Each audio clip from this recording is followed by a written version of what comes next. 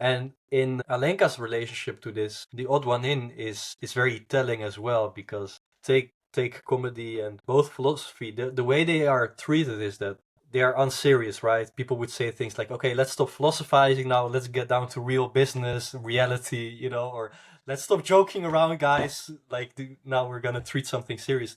Like, both philosophy and comedy are treated like this, and Alenka says that this is actually, this means that probably we have to go into this. And yeah, I think the ultimate point here is that philosophy can't do without this comic spirit. If you get rid of comedy in philosophy and philosophy as comical, I think you get rid of philosophy. The fact that that means that you can never pin it down is movement. It's not, and so it's constant motion, right? It suddenly it sticks out and it's turned inside out. Then things are upside down again, and you can never catch it and be like, okay, now you're gonna sit still. Like if comedy would be a creature, it would be like a fluffy ball just jumping around and then changing into a big monster and then just just being crazy all around.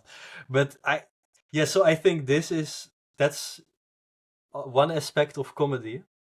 Now, the most popular way to think about comedy that she critiques, and that Hegel also critiques, is that comedy is like relativization.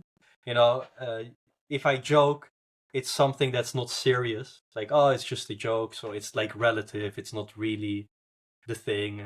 But she says, no, it's not simply that jokes and comedy relativize things into oblivion. They do this, and that's one side of the story. There's this constant movement and the fact that you can never pin it down. But also there's the return of, let's say, the static nature of the concept. There's this, there's the fact that after the joke, reality is still like holding itself together. So it's falling apart and then holding itself together. And so an easy example to give with this is that what's very funny to us is that if someone is stumbling and they're pretending to be authoritative at the same time, because then we see that, okay, they actually don't know that they are castrated in our eyes, but they are super castrated. But at the same time that they are castrated, they're still speaking as if they're not castrated.